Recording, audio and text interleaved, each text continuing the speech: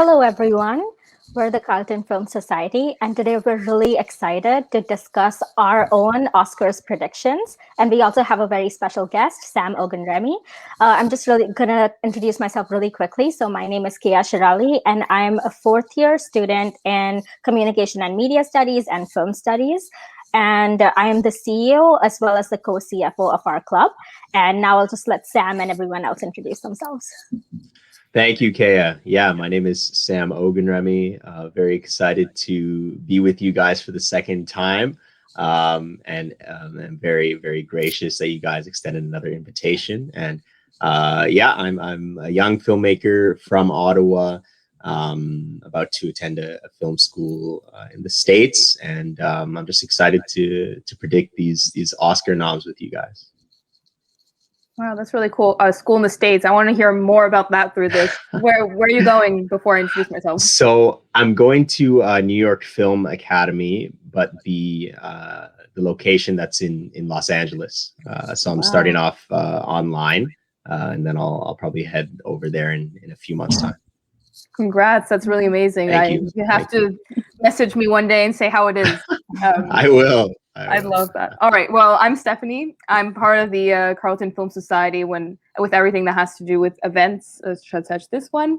And I am a third-year student at Carleton, where I am in film studies and communications and media studies. And I'm Beatrice. I'm in second year, media production and design, and part of the Carleton Film Society. I'm the head of production with a focus on logistics. And I'm Ashley. I'm in my third year for criminology with a minor in film studies. I'm also the COO and co-chief finance officer as well. And I'm really excited to dive into all of our topics today. So let's begin with best film editing for Steph. Awesome. So I'm just gonna pull out. Let's see how that works. this way. There we go. We got it perfectly. Nice. So I'm gonna be announcing the nominees for film editing. Now I feel as cool as Nick Jonas and Priyanka doing this, but so the first nominee is The Father, Vargo Lamprinos, Nomadland, Chloe Zhao, Promising Young Woman, Frederick Thorvald, Sound of Metal, Mikhail E.G. Nielsen, The Trial of Chicago 7, Alan Baumgarten. I should have practiced these names beforehand. Awesome. So I'll just start first with what I think. So wait, let me put us like this. So I loved a lot of these films, so it's going to be really hard for me to say like which one is really my favorite, but I think I really have to go with The Father. The Father is an excellent film. I fell in love with it. It's just everything. I don't know if have you guys all seen it? Yeah, I saw it yesterday. It's one I missed, unfortunately. Well, okay. But it's on my watch list. it should be. If I go a little bit about what it is, it's about someone that has Alzheimer's, and you kind of get into what it is like to have Alzheimer's. So I would say my pick for best editing is 100% The Father, because the way it's edited really puts you into the shoes of what it's like to, lose your mind in some way. So, but I don't think they're going to pick that, unfortunately, for best editing. I think they're going to go more for Sound of Metal because of the way the sound editing works well. And often when sound editing often wins best editing. So I would put my bets on Sound of Metal. So how about you, Ashley? Same thing. I really enjoyed The Father. I think the editing was so smooth. Like everyone else, put it at the top of your list, like your watch list. It's so good. But exactly, I said I think The Sound of Metal is going to win because usually stuff that has such is more prominent with sound editing. Those tend to just win editing as well. But I really think The Father should win. I agree. Do you think that there's any other predictions do you think that they're going to pick something else? No, I think those are going to be the only two. I don't know what anyone else has to think. Awesome. What do you think, Beatrice? Yeah, I was also thinking of The Trial of the Chicago 7. I just thought about that because it has more of those fast cutting that makes it seem very much seamless from scene to scene. So I thought that could also be part of the top for this category. And I don't think Nomadland, since it has more of a subtle, slower feel to it, that editing won't be very much looked into for Nomadland. So I agree that like my prediction and my pick for this would be Sound of Metal, just because it showed the duality of like going from a harsh cut to like a slower, quieter scene that made it seem like we were also experiencing what he was going through, that we were going from like a very loud and busy environment to when it's more quiet for him. So I think that, as well as with the sound, will play a big part in choosing which one would be for film editing. So I think Sound of Metal has a good chance for this category. I agree. What about you, Keya? So I'm just going to put this out there as a disclaimer. I am really indecisive, which means that I lean towards a lot of options often. However, I am really strongly leaning towards Sound of Metal for this one, for all the reasons that have already been mentioned by you guys. But also, I also felt like, transitioning from his strong hearing to his weak hearing and kind of translating that onto the screen. I know that's aspects of sound editing, but then editing is a holistic experience, right? So I think that was really powerful. However, although I did enjoy the editing and trial of the Chicago 7, it felt a lot similar to that of Judas and the Black Messiah. So I wouldn't say that it's that unique, but at the same time, I think with Nomadland, the reason why it's also a strong contender is because Chloe Zhao, she wrote, directed, and edited. So she was like this, three things altogether. That's really strong too. So those are my choices. Mm-hmm. Yeah, I agree. It's very unique when that happens, that one director does like all three things. It's really incredible. But what about you, Sam? Yeah, I unfortunately still have not seen Sound of Metal. However, I did see a couple clips, and of the clips that I saw, and I'm following all these film pages on Instagram and everything, so it'll come around. But the sound, it was the sound editing that stood out to me, specifically. There's a one scene where and I'm a drummer actually, so I really can't wait to watch that one. But the one specifically where he's really going at it on the stage, and then the sound is slowly fading out. Again, I don't know what the context is for it, but I was impressed by even just that one scene. And so, by the way, you guys have talked about it, I would assume that it has a good chance of winning. I also saw Trial of the Chicago 7, and I thought that the editing style for it, while it wasn't necessarily unique, I think it's something that Hollywood gravitates towards, especially now. And so I think it also has a good chance. If I had to pick a winner, I'd probably, even without watching it yet, say Sound of Metal, which probably just goes to show that it probably has quite a bit of excellence in that field. But yeah, that's what I would say. And so now I'll take over here, and we're going to move on to our next category in the Oscars prediction, namely cinematography. So we have, in terms of the nominations, Judas and the Black Messiah, Sean Bobbitt, Mank, Eric, I should have practiced the names as well, Messerschmitt, News of the World, Darius Wolski, Nomadland, Joshua James Richards, and The Trial of the Chicago 7, Feedin' Papa Michael. That's quite the last name. And so I'll start with my own personal prediction. I saw most of these movies. The only movie I unfortunately missed out on, at least so far, because I will get to watch it, but was Judas and the Black Messiah. However, from even just the clips that I saw of that, plus the knowledge that I know from the full films that I've watched, I don't think Judas and the Black Messiah will win. I think it's probably going to be between Nomadland and News of the World, personally. I was impressed with how Joshua James Richard and Chloe Zhao used sunlight and used specific times of days and what was mostly outdoor shooting for Nomadland. And even though there's a lot of cinematographers, there's a lot of cinephiles in general as well who are always like, it's cheating just to go at dusk or dawn, it's a pink sky, whatever, anyone can do that. But I think that just because anyone can do it doesn't mean anyone can do it well. And anyone can do a lot of things. That doesn't mean that you shouldn't be given credit. when something looks beautiful. So if I had to pick a winner, I would pick Nomadland. It's interesting. I also, in the first 15 minutes, I noticed a lot of very centered shots, like Wes Anderson. And then it kind of faded, but it came back a lot. And it was something that, like, and obviously in films, it's not like the centered shot is absolutely foreign, but I felt like she used it as a consistent theme, and I felt like it worked. So I think I was most impressed with Nomadland's cinematography. In my opinion, I think it will win, with News of the World close behind. But yeah, what would you say, Beatrice, or sorry, Keya? What would you say, Keya? So unfortunately, I haven't watched News of the World.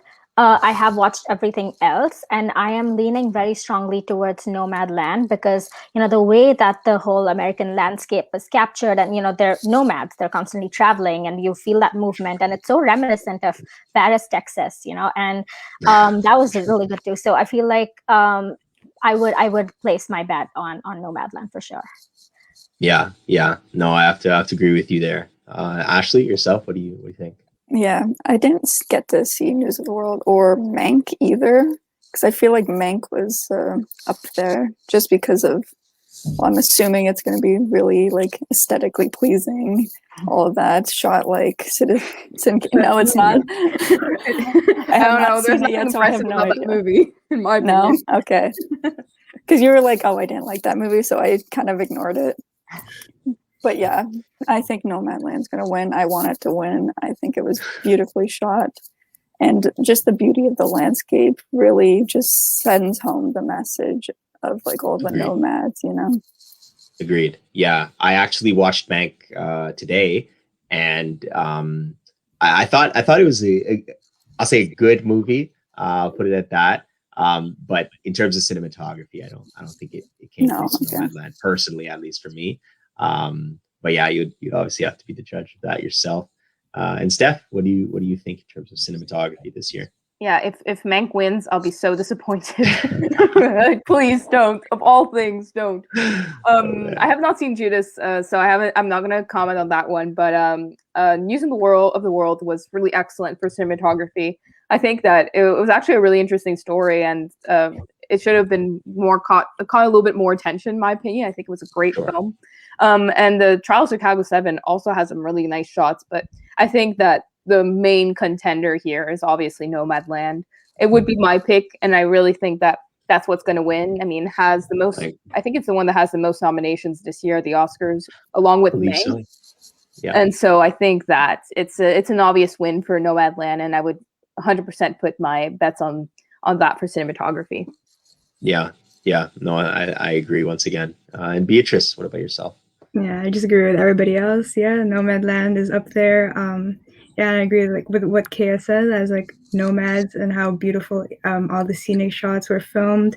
Even showing like she's actually on a journey, like on the road, but we're also following her journey, like her own personal journey. So I like that how it connected the two, and it was just a beautiful film all around. And it showed like the simpleness and how life is just like very natural. So I think it did very well in that part of the film for cinematography. So Nomadland for this one. All right. Fair enough. So guess we'll move on to the next category, which is Best Supporting Actor. And for this category, we have Sacha Baron Cohen in The Trial of the Chicago 7, Daniel Kaluuya in Judas and the Black Messiah, Leslie Odom Jr., One Night in Miami, Paul Raci in Sound of Metal, and Lakeith Stanfield in Judas and the Black Messiah. All right, so for this one, I have not seen Judas and the Black Messiah, but from what I've heard from everybody, like film Twitter and like most of the videos on YouTube, it seems like Daniel Kaluuya has been a very big part of for this category. I really did love Sacha Baron Cohen and The Trial of the Chicago 7. I think he added like those comedic reliefs in the film, and was very important in that one too. Daniel Kaluuya was really great in Get Out, and I felt like he deserved recognition for that. So I think I'm very happy for him to be coming back to this Academy Award season. So even though I haven't seen the film, I think my pick and prediction for this one will be Daniel Kaluuya. So what about you, Steph? What do you think for this one? Yeah, I'm gonna agree with you with Daniel Kaluuya. I think that he's gonna be the one that will win. If I would have to pick for myself, I would take Sacha Baron Cohen, just because I love the actor. I love him from Borat, I mean, obviously, but I think he's brilliant.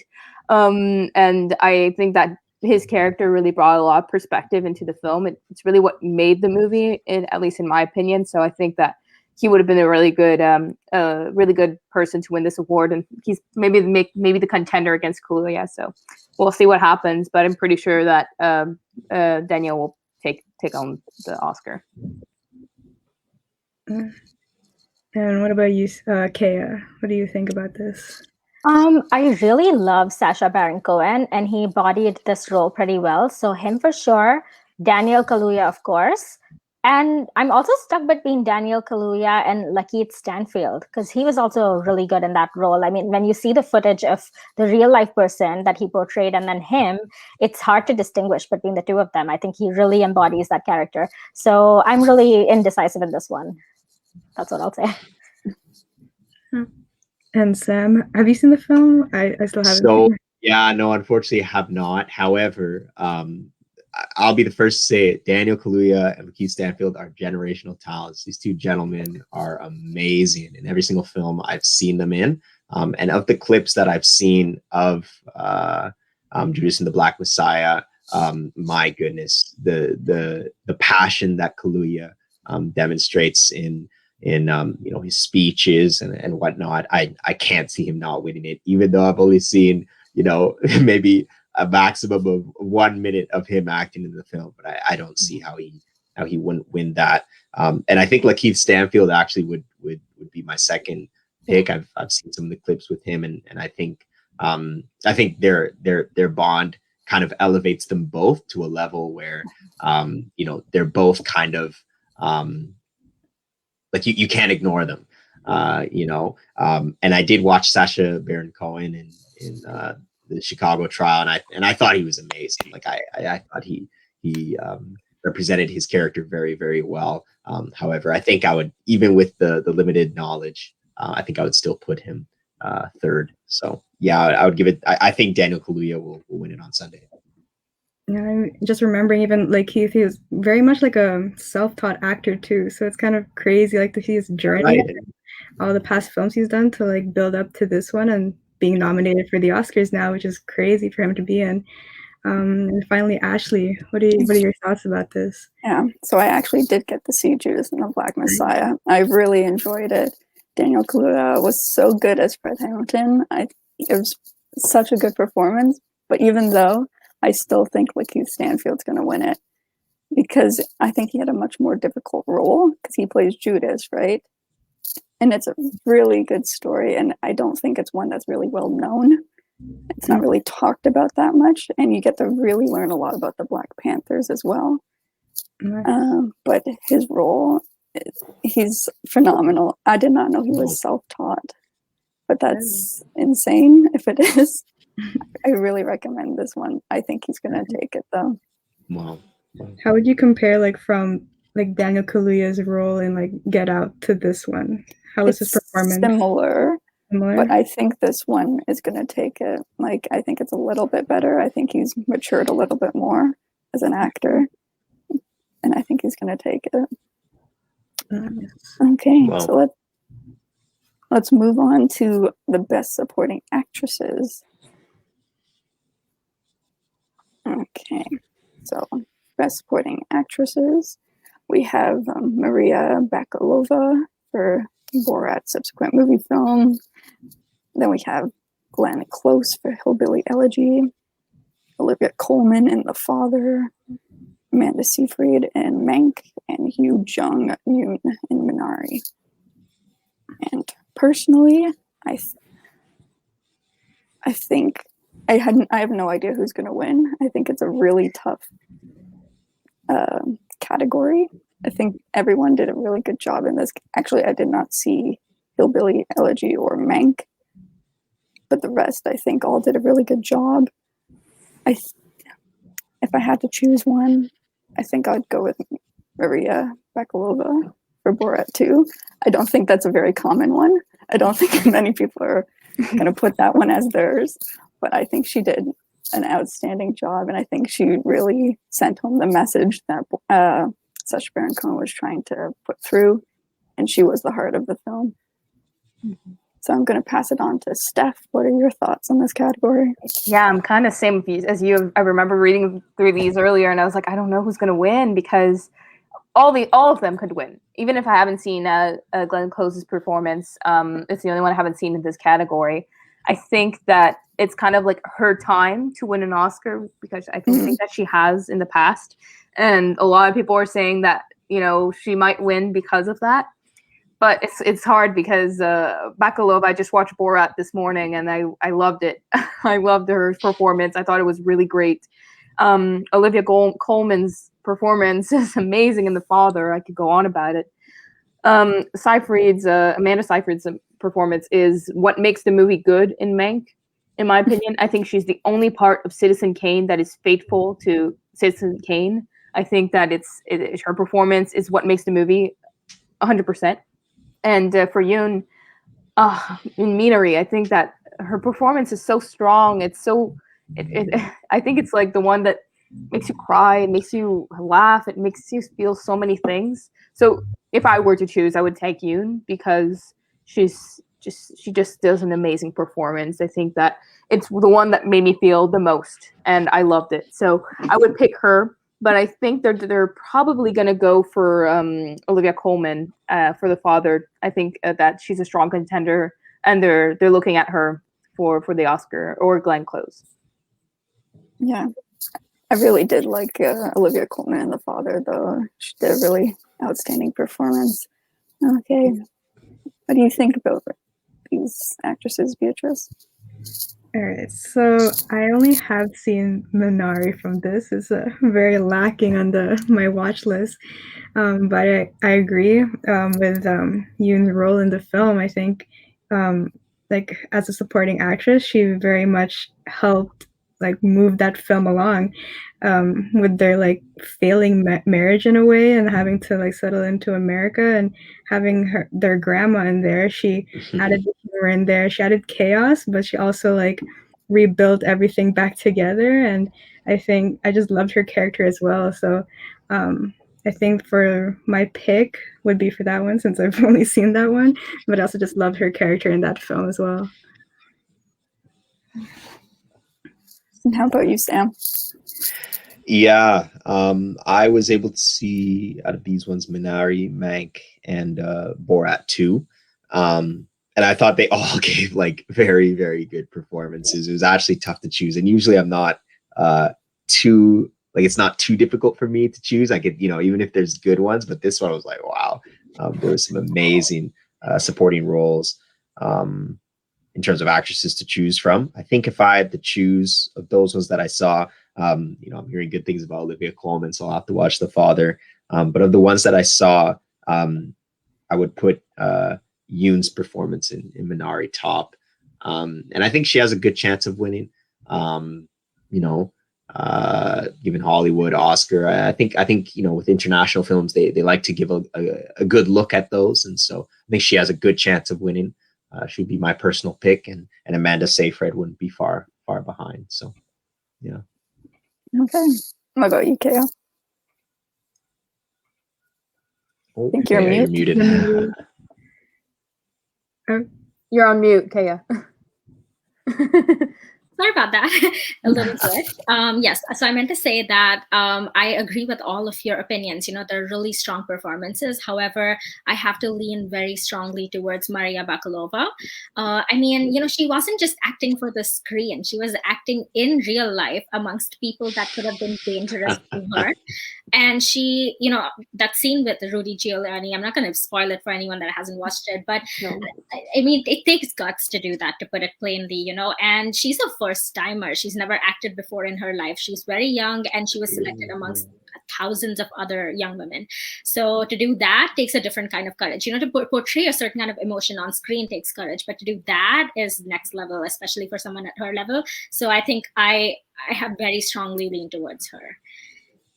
I get it. I know what you mean though. Like before you go on to the next category, like the way that she acts with Rudy, you know, I'm like, is this staged? Like, how is this? Was this staged? I don't understand because it is with real life people that she's acting this way, and it's like you wouldn't think that it's real, you know? Yeah. Okay, so now it's time to discuss one of my favorite categories, Best Original Screenplay. So let me just mention all the nominees. So we have Judas and the Black Messiah. So the screenplay was by Will Burson, Shaka King, and the story was by Will Burson, Shaka King, Kenny Lucas, and Keith Lucas. Then we have Minari, that was by Lee Isaac Chung. There was Promising Young Women by Emerald Fennell. And there was Sound of Metal, which the screenplay was by Darius Marder, Abraham Marder. The story was by Darius Marder and Derek Cianfrance. And The Trial of the Chicago 7, which was by Aaron Sorkin. So I'm just going to give my opinion first. You know, everyone hails Aaron Sorkin as, you know, the master storyteller, the writer, and I completely agree. However, for this one, I think I really am strongly leaning towards either Promising Young Woman or Minari. And you already know my reasons for Promising Young Woman based on how we dissected it in our previous life. But Minari, I think, had a really, really poignant story too. So those are my top two picks for original screenplay. So Ashley, what do you think? What's your topic? Yeah, I know what you mean by like Aaron Sorkin is kind of like always pushed forward as like one of the best screenwriters of all time. But honestly, I think this was one of his weakest scripts to date. I haven't seen everything he's written, obviously, but I didn't think it was that good.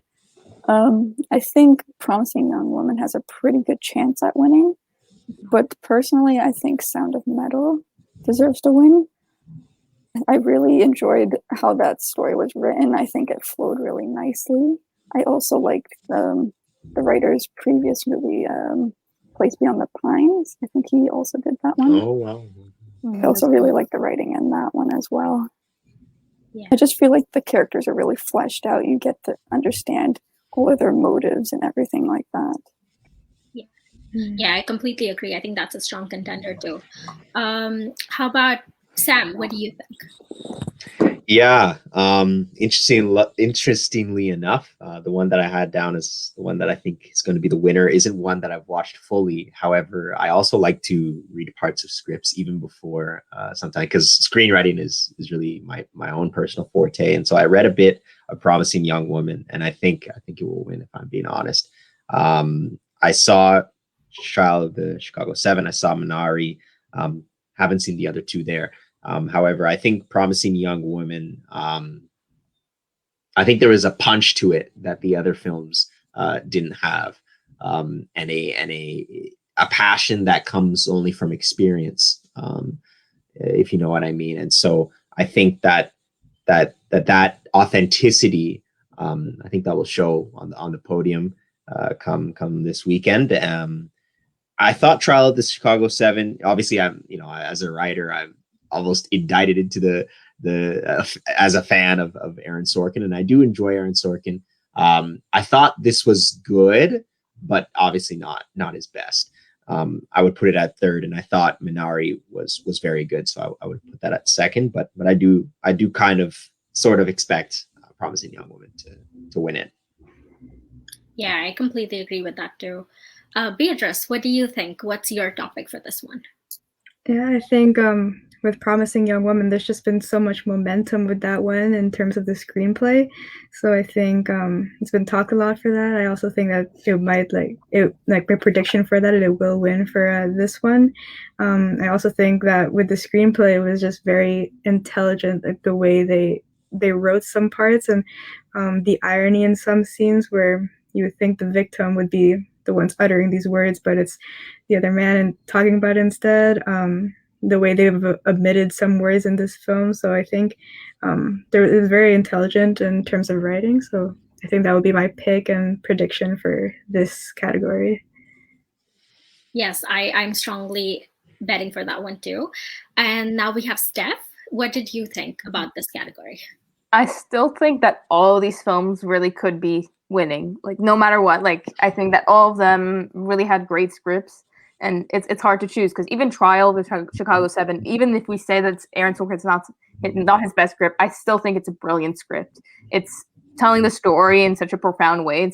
I think it's the movie that made the most debate with my family, at least, after watching it. So I'm still feeling really stronger for Trial, but if I have to choose still, like, I think I would pick Sound of Metal, just because I think that it's very well written.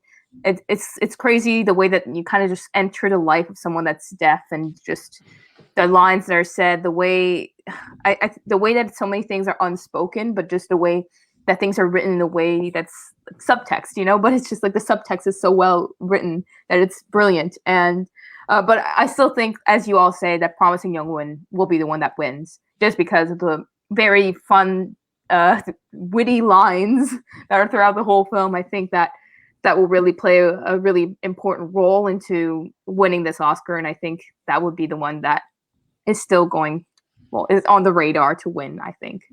So I think, does anybody have any more to say about that? All good. Okay, so we're going to go to Best Adapted Screenplay, which, this category. I'm going to read them all, but this is one of the hardest for me. So we have Borat's subsequent film with a lot of writers, a screenplay by Sacha Baron Cohen, Anthony Hines, Dan Swimmer, Peter Bainham, Erica Rivinoja, Dan Mazer, Jenna Friedman, Lee Kern, story by Sacha Baron Cohen, Anthony Hines, Dan Swimmer, Nina Pedrad. Then we have The Father with Christopher Hampton and Florian Zeller, No Man Land, Chloe Zhao, One Night in Miami, Kemp Powers, and The White Tiger, Ramin Byron. Now, you probably already know that I'm going to strongly suggest that I think that The Father should win. I think that the screenplay is brilliant in the way that it just brings into the story in such a profound way. In Florian Zeller, I watched a bunch of interviews with him afterwards. He really describes how he wrote the script for Anthony Hopkins, and he wasn't expecting to get Anthony Hopkins, but that's why the main character is named Anthony, because he was just hoping that he would be the one that would play in this movie, and it was him, which was just brilliant. And that he really wanted to make the script in a way that it wouldn't make any sense, that you wouldn't understand. And I think what really pushes this film even further, it's the way that it was adapted from a play to a movie. And Florian Zeller had a lot of experience with the play, The Father, and so making it into a feature film was like a dream of his to do. So I think that the way that he did it was very well done, and using the sets in such a particular way because he really wanted that, and the way that it's written as well is just, I think it's brilliant. So I really think that that's the one that should win. I would put it in my predictions as well. I think that that's the one that they're going to pick, with a close second of Borat, just because of the way that it's written in such a brilliant way, with witty ways of showing how American society is problematic just as much as the Kazakhstan community that he portrays. So with that said, what do you think, Keya? Wow, the thing you said about The Father, that's like manifestation in practice. I mean, but unfortunately, I haven't watched The Father. However, I would say Borat, because it's like adaptation in practice. I mean, it's not just adapted from a book or a play or whatever. It's being adapted in real life, in real time, based on the conversations that they're having with real people. That can be easy, right? Improvising in the moment and making up jokes, making up social commentary all at the same time. And at that mechanism is complicated. So I would say that because it's so unusual, but still so well done in that regard, I would lean towards Borat. Okay, sorry, I was like, oh yeah, you're true. I see Borat. Sorry, I was thinking about that. Beatrice, what do you think?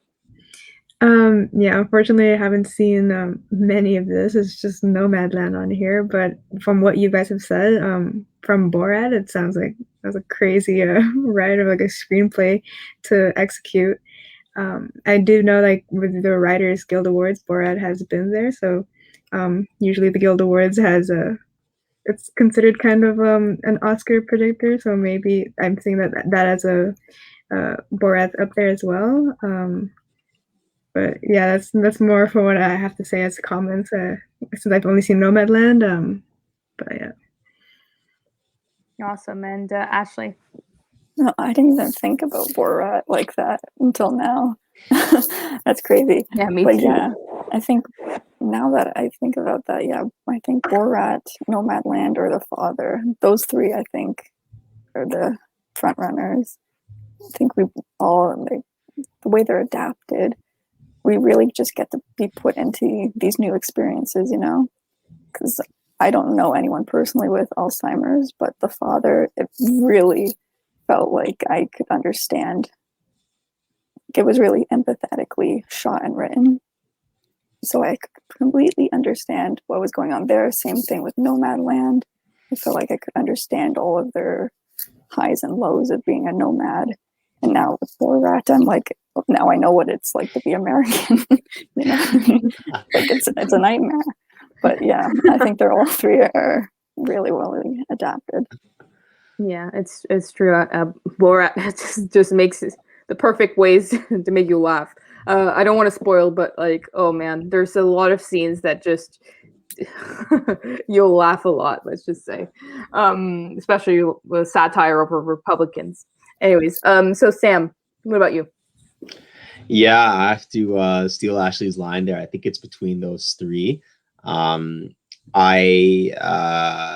was impressed with Nomadland's script, actually, more so than I thought I would be, even like, 10, 15, 20 minutes into the film.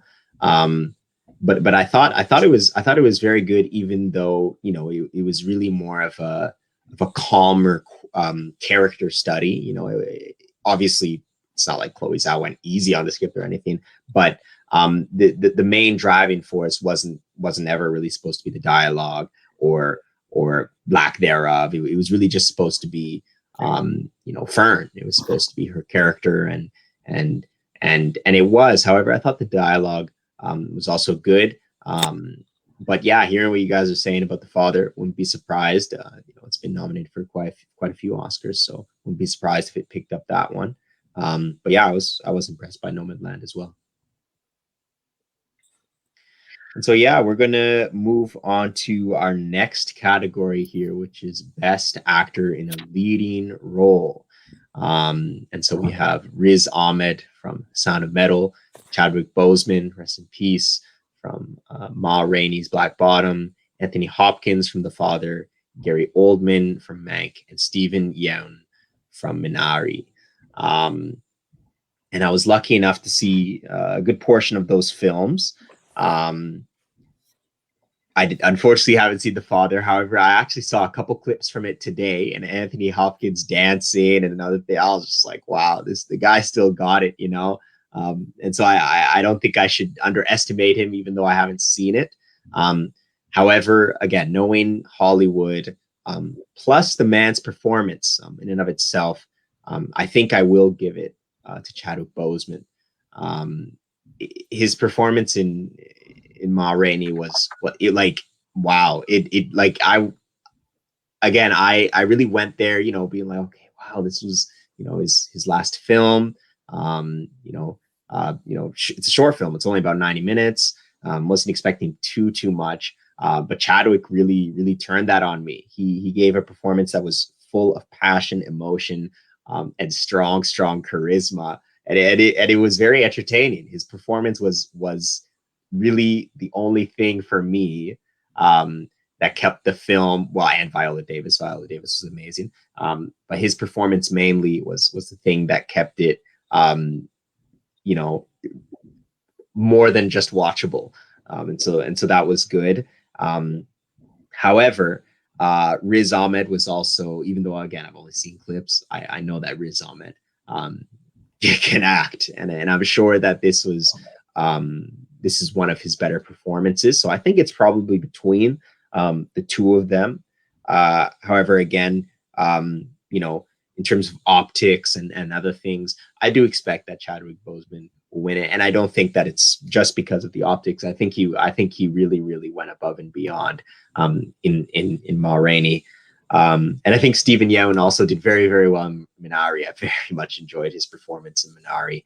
But yeah, I would personally go with Chadwick. And so I'll ask you, Steph, what do you think? Who do you think will be oh man, the winner? I'm gonna have my strong opinions come out here. Do it.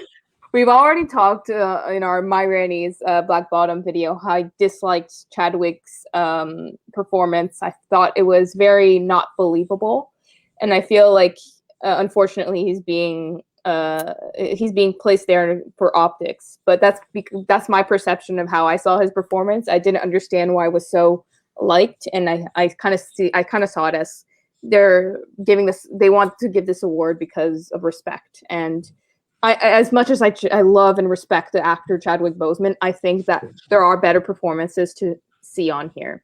So Riz Ahmed, first Muslim to be nominated for an Oscar, is an incredible actor, and I really saw it through this film. And I think that he really deserves this. Just the way that he really gets into the shoes of someone that becomes deaf and the struggles of it. It was so frustratingly perfect, and I thought it was brilliant. Anthony Hopkins in The Father was my favorite personally. He's the oldest man to be nominated for an Oscar at this point. Wow. And he really made me believe everything that had to do with Alzheimer's. He made me believe what he was going through in such a deep way. Now, Gary Oldman, I don't know why he's been nominated. You just did like Meg, did you? I was like, I'm sorry. I don't know. I love Gary Oldman, like outside of this movie. He was brilliant in The Darkest Hour. That's what made him win his first Oscar. He was brilliant in that. He was brilliant in Harry Potter. Love Harry Potter. I can go on about it, but yeah, I just don't think that this was a movie that made him come out so much as a great actor. And Stephen Yeun, love him in Walking Dead, and it was really fun to see him in this film too. And I think he's a very strong contender. So it's a really hard category for that, because I'm really hesitant between Riz Ahmed, Anthony Hopkins, and Stephen Yeun. But with Anthony Hopkins winning BAFTA, I really think that Anthony Hopkins might win this award. So I put my bets on him. Interesting. Yeah, we share the same opinion in terms of Gary Oldman. But interesting to hear that you have a different perspective in terms of Chadwick. Beatrice, what do you think? Who do you think will win this year? Yeah, I was thinking the same thing with Riz Ahmed. Just the way he was in that film, I really felt like his transition from learning how to be deaf and learning how to live with that. It was heartbreaking and emotionally heartbreaking to watch him go through that, but also him as an actor having to prepare for that role. I just know that he had to feel how it was to be deaf and to how to go about that. So I think it's well deserved. That would be my pick for this one. I would love to see him grab that award, but I feel like it would go to Chadwick Boseman as well, just out of respect and to honor him and his last role in a movie. I know Anthony Hopkins, he's already been recognized, I guess, for his past films, so maybe they'll think about that, he already has won Best Actor before, he's been nominated before, so maybe they'll think, oh, we'll give it to Chadwick since it's his last one, and it would just be out of respect. I do think that he had a great role in Ma Rainey's Black Bottom. He really carried that film. I think that the only thing that was keeping me through that was the performance from Chadwick Boseman and Viola Davis. They were great in that. So I think they would give it to Chadwick Boseman, but I love even Stephen Yeun. He was great in Minari. So my favorite is Riz Ahmed and Stephen Yeun, but Chadwick Boseman would probably take this one. Fair enough. And Ashley, what do you think? Of the performances I saw, I liked every single one. I know I was on the Chadwick Boseman hype train a couple of weeks ago, and then I saw Sound of Metal, and then I was on the Riz Ahmed hype train.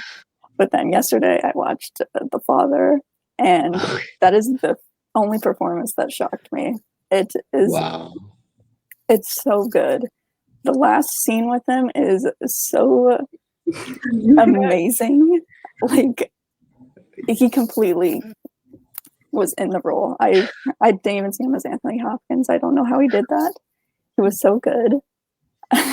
I know, Stephanie, you feel the exact same way about this. Yeah, just hearing you talking about it just makes me want to cry, just because it's so well. The performance is so good that it makes me want to cry. I don't know how he did that. Like, it was so good. I literally was like shaking afterwards. It was so good. Yeah. But yeah. So Fair Anthony enough. Hopkins hype train now.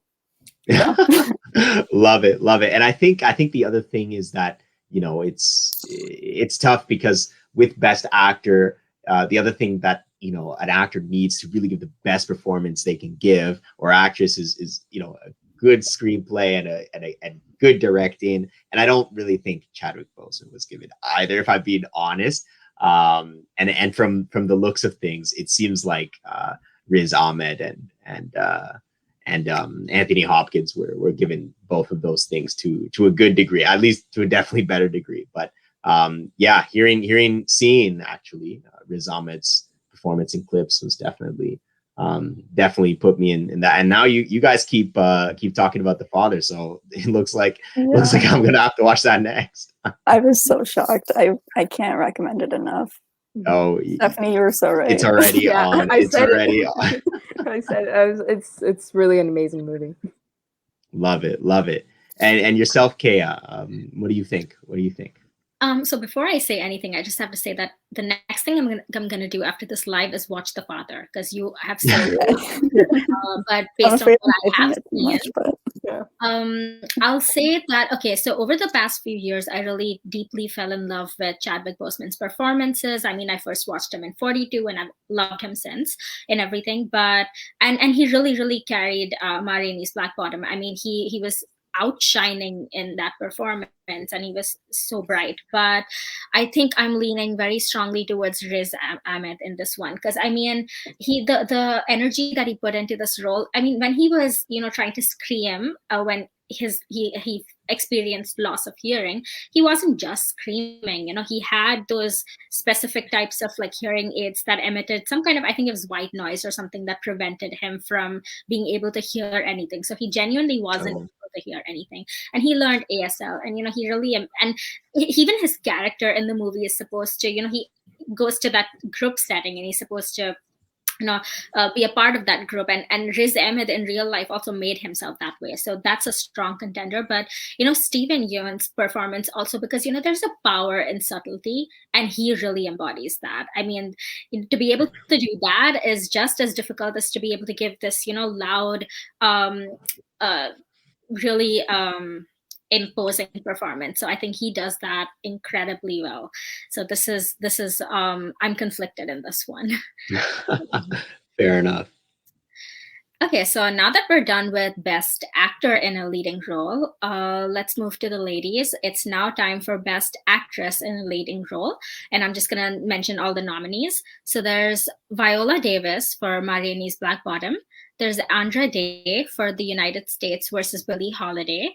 There's Vanessa Kirby for Pieces of a Woman. There's Frances McDormand for Nomadland, and there's Carey Mulligan for Promising Young Woman.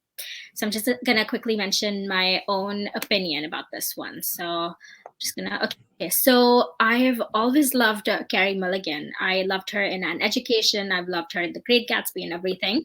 And her performance in the really strong. But you know, I have to mention that Vanessa Kirby, if you've watched Pieces of a Woman, she was, you know, doing this childbirth scene and her baby's about to die. Sorry for the spoiler. And it's so intense. I mean, every single groan, every single movement, every tiny micro expression, everything, she embodies that perfectly. And I think she's starting to emerge into the public eye much more, which she deserves. And I've always loved Frances McDormand too. I mean, I loved her in Fargo. I loved her in Three Billboards and Outside Ebbing, Missouri. And in this one, she really embodies this role really well too. She really shows the estrangement that she's had with life, and now she's looking to go through this, you know, different path. And you wouldn't think of that woman as a previously Oscar-winning actress. You would think of her as, oh, she wants to change her life. So I think she delivers that just incredibly. Beatrice, what did you think about this category? Yeah, I agree with Frances McDormand. Like her previous roles, she's been amazing in the Billboards side of Ebbing, Missouri. I feel like for this one, just knowing like the Oscars in Hollywood, they were looking for like something with a mixed range of emotion, and maybe in her in this film, even though she's like going through grief and she's learning how to deal with that throughout the film, it wasn't like screaming or like emotional or what Hollywood's trying to look for, like a big reaction. So maybe she won't be as recognized for that. I feel like maybe my pick. This one was hard for me to pick as well, but maybe Viola Davis might get this just because of her transformation. She is like a powerful actress, like from all her previous roles, and to bring that power into this film, maybe she has that much like anger and emotion and passion as a singer in this film. I do think like Carey Mulligan in this film as well has shown like those range of emotions of learning to deal with like her best friends, that incident in the past, and having to grieve with that, and having to be like happy in these scenes when she's with this great guy, and then everything switching around in the end. And so I feel like she did well in that one. So I feel like there's all these three options. I'm not so sure, but it might be Viola Davis that might get this one. Yeah, I mean, your thoughts completely reflect my opinions too. So I also strongly agree with Viola Davis here. Thanks for sharing that. What about Steph? What do you think? I think that all these performances were good, but none of them were outstanding in my opinion. I feel like they're kind of all on the same pedestal of good, but I don't see one that's really like peaking higher than others compared to the actor category this year. So it was really hard for me to choose just because I was like, it could be that one, could be that one, could be that one. I think Viola Davis did a really great job for Ma Rainey. I think that she portrayed the character very well. But is it good enough for winning an Oscar? That's kind of how I felt about it. For Vanessa Kirby, I'm going to jump to her just because I from the scenes that I have watched, I haven't watched the whole film, but from the scenes that you talked about, Keya, and from the scenes that I've seen, I think that that was a really great performance as well. It was really well done. Frances McDormand, I mean, comparing her to Three Billboards Outside Ebbing, Missouri's performance, where she won her Oscar, to now, I don't think it's not even comparable. In the way that Three Billboards, her performance was just like, wow, outstanding. But this one, I don't think it stood out enough. So like, I guess my only last option really was like Carey Mulligan. I think that if I would have to choose, I would pick her, which is why I think that their Oscars will pick, just because of the subject matter, because of the way that she acted about the subject matter. I think that, yeah, I think that I would go for that just because of it. I don't know. I have a feeling for Carey Mulligan, so I'm gonna go for her. Yeah, thanks for sharing your perspective. That really shed light on a lot of things that I was overlooking. What about Sam? What do you think about this category? So I'm in the same boat as Steph, where I had only seen a few scenes of Vanessa Kirby's Pieces of a Woman. However, those scenes really, really stood out to me. And for me personally, if I was choosing, even though I've seen every other film there except, I didn't see Promising Young Woman, but I saw a good few scenes. I didn't see The United States versus Billie Holiday, but I saw the other ones. I would still think that Vanessa Kirby probably gave the best performance. Followed by Viola Davis, and then followed by Carey Mulligan. Now, I think it's probably going to end up being between Viola Davis and Carey Mulligan. Viola Davis was scary. Like, quite the performance she gave. I was like, if I was in that room, like, ain't no way I'm messing with her, you know. And I think that another good thing going for Viola is that the actors that were surrounding her, the characters, I should say, that were surrounding her, the way they responded to her really also gave her that spotlight. And then something the film did so well, and it's not even really a spoiler or anything, but was, at first, she comes in, she seems like the bully and all this, but then we get into her shoes and see it from her perspective, how she sees, what the music industry is doing and everything, and it makes you really think. And so I thought she did that very well. Thought the film explained it very well. So I wouldn't be surprised to see her on that stage, but I also wouldn't be surprised to see Carey Mulligan. But if it is Vanessa Kirby, I would give a little round of applause. So yeah, that's my 2 cents. Yeah, what you shared about like Viola Davis's performance, not just on the audience, but also on the characters surrounding her, that was a very important point. Thank you for sharing that. Now, Ashley, what do you think about this category? I'm sad I didn't get to actually see Pieces of a Woman because I've only heard good things about Vanessa Kirby's performance. So I really wish I could have seen it. I do think Viola Davis is probably going to win just because the Oscars are a sucker for biopic. They love giving it to a real like a biopic performance. But my personal pick would be Carey Mulligan. This is a performance we've never seen her do before. Completely new for her. And I think she nailed it.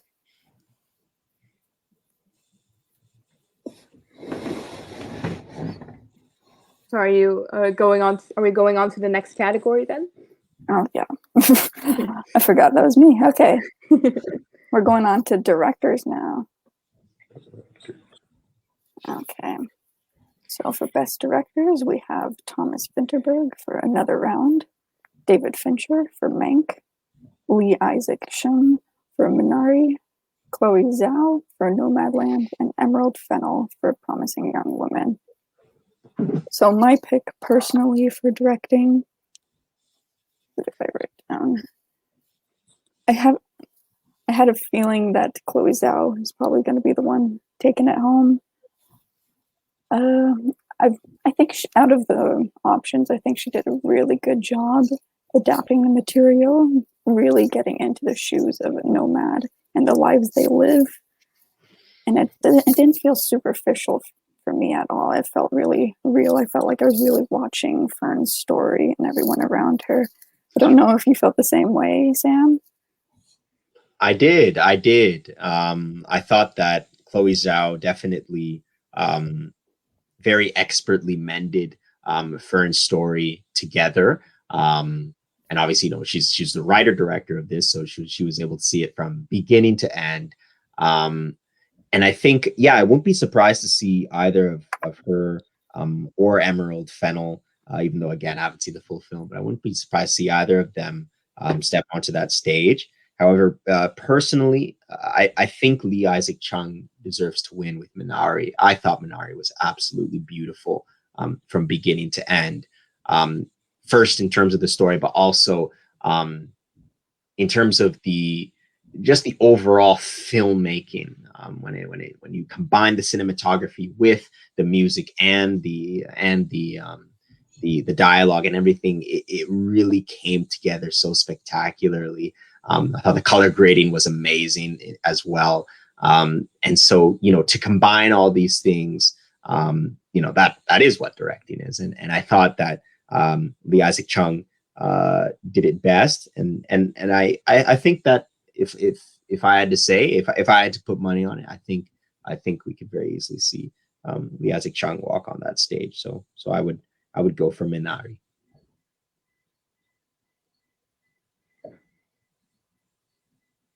And next, how do you feel about the films, Stephanie? I think we can.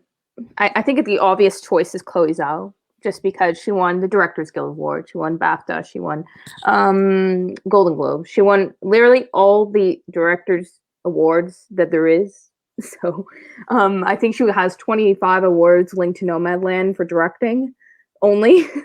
So she's the obvious pick. I think that she will win the Oscar. I think she will become the second woman to ever win an Oscar in history, which is sad to say that it's only the second.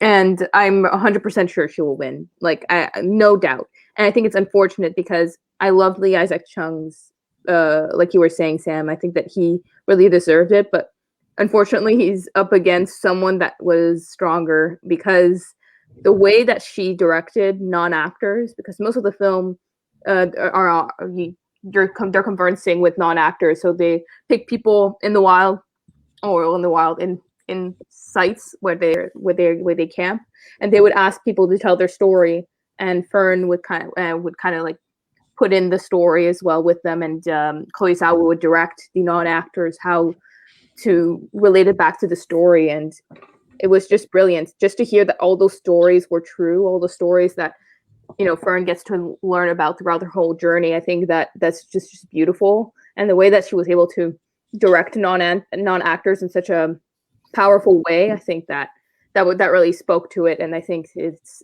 why she'll win Best Director again here at the Oscars.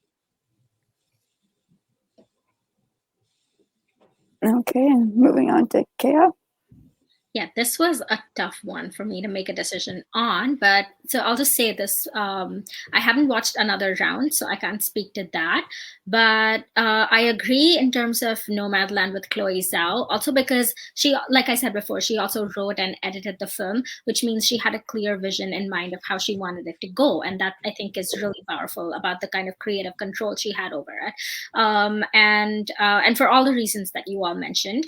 And I would say Lee Isaac Chung, because Minari, it kept me at the edge of my seat the whole time, like emotionally. You don't need an action film or a horror film to be kept on the edge of your seat. You need something that's potent enough.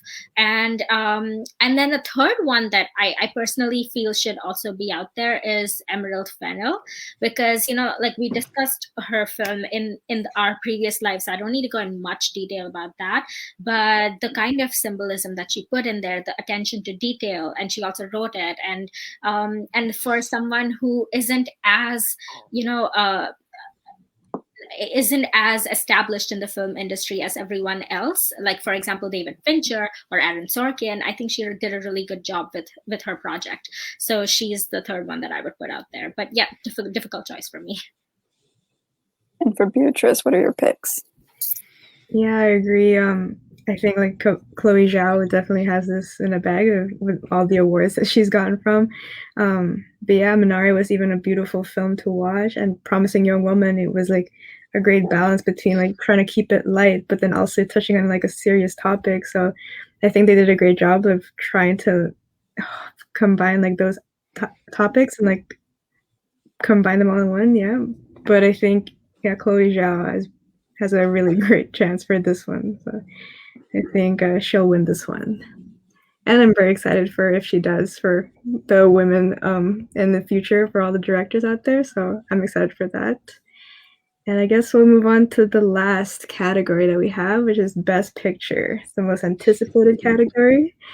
We have The Father, Judas and the Black Messiah, Mank, Minari, Nomadland, Promising Young Woman, Sound of Metal, and The Trial of the Chicago 7.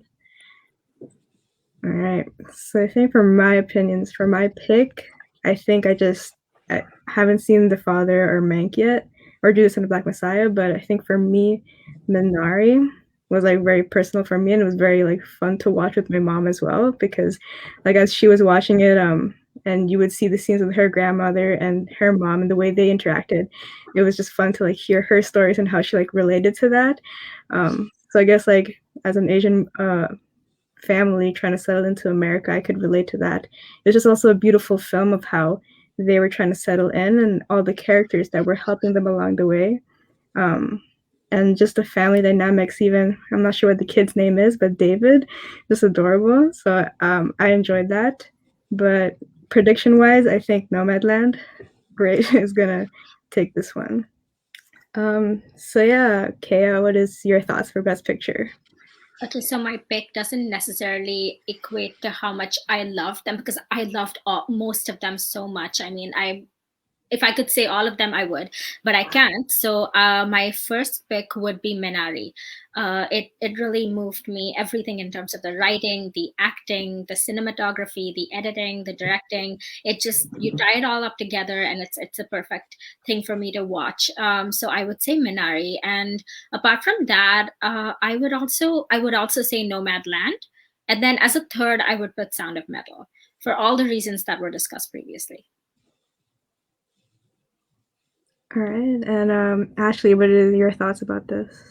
Yeah, I think this is such a hard choice to make, because I think every single one deserves at least the thought of being number one, Mm-hmm. But for me personally, I think Sound of Metal or The Father should be put number one. Sound of Metal, I think, is just the perfect film for this year because it's perfect to watch on your computer, you know, with good headphones. You really feel immersed into the movie. And it's all about new experiences, having to overcome new boundaries, you know, new restrictions. And I feel like that just perfectly encapsulates this year. But for the same reasons, Minari should win as well, or even Nomadland. I'd be happy with anyone, to be honest. Honestly. All right. And Sam, what are your thoughts? I'm going to go with Mank. No, I'm joking. I just wanted to see the reaction. I was like,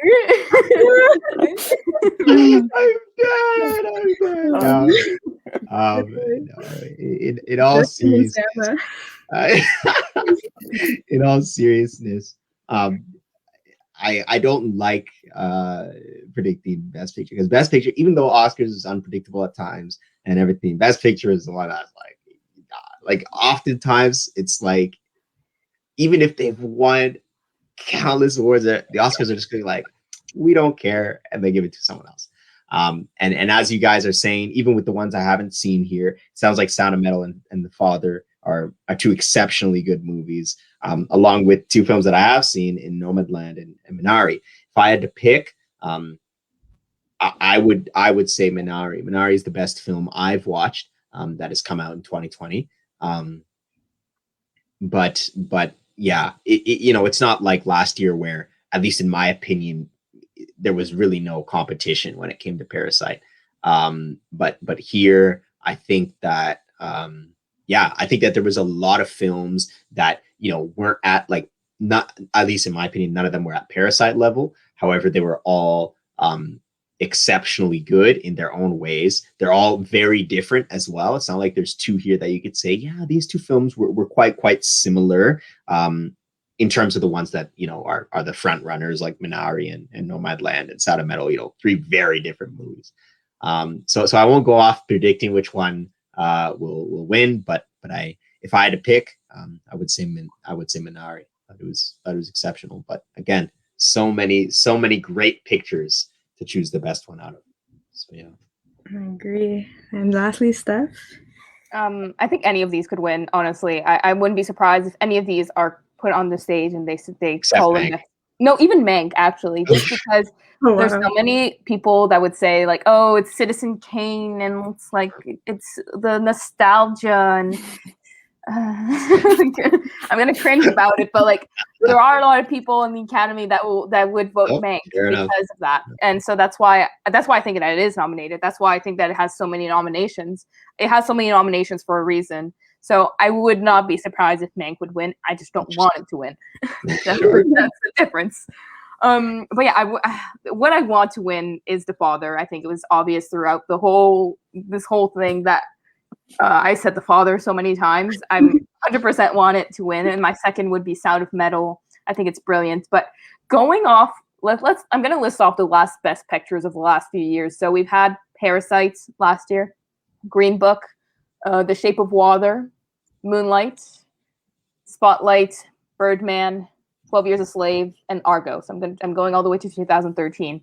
And so going off, like, I'm just going to try to compare to those ones. So I think that Trial of Chicago 7 has a chance to win just because of the way that I can compare it to Green Book, for example.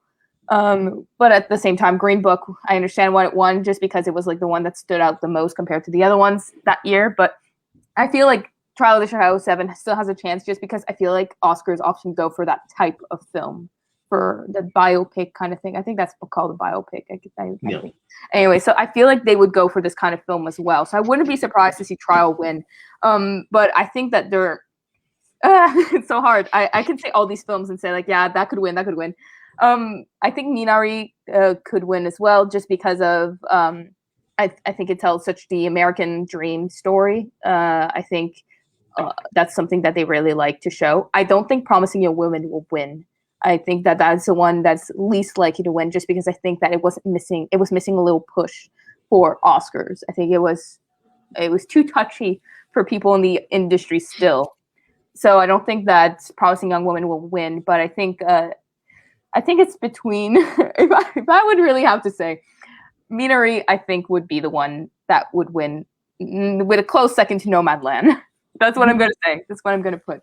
But yeah, just hoping that, I think like Promising Young Woman, I would compare to like La La Land, kind of like it's going to be what a lot of people want to win, but then Moonlight wins, and then everyone's like, oh, really?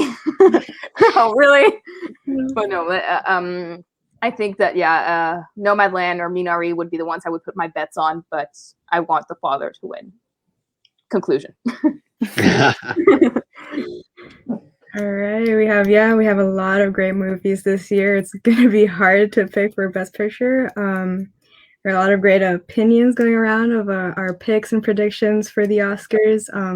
Make sure to even comment down in the video, wherever you're watching this, your picks and predictions for every category that you think will go on for the Oscars. Oscar is going to happen the 25th on Sunday, so excited to hear all your opinions. Excited to see what's going to happen for this Oscars in this year. And yeah, do we have any final thoughts about this? I mean, I'm just excited. I'm so excited for the Oscars.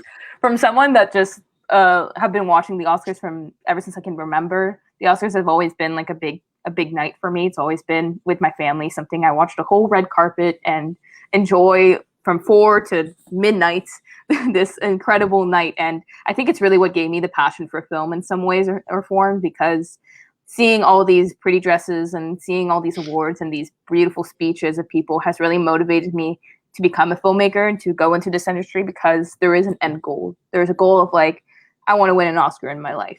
So I think maybe that's not a healthy way to think, but I think that it really inspired me to say, like, if these people can make it, I can make it. Mm-hmm. So I think it's a really good representation, and seeing that there's more and more women getting nominated in the directors category, I think it's really inspiring, and it's really showing that kind of representation that I'm hoping will continue. And so I'm just excited for this edition, and especially being the first time having 2 women be nominated in the Oscars for directing. I think that's really motivating, and I hope that it continues this way. All right. And Steph, Ashley, Stam, anything else? I am just extremely excited, as Steph said, and very honored that you guys had me once again. So very honored to have this good discussion. And you know, as Steph said as well, Oscars it's special, you know, and even though, you know, there's a lot of people who claim it's losing its mojo and whatnot, I think it's still will always be a great time to celebrate the art of filmmaking that we all love. And I'm excited to see who wins. All right. Yeah, well, special thank you to Sam for like joining us on being the first guest for our live discussions. And thank you for everybody for watching along. And thank you for watching, and excited for the Oscars, I guess. Yeah. See you on the next one. Bye, everyone. Bye.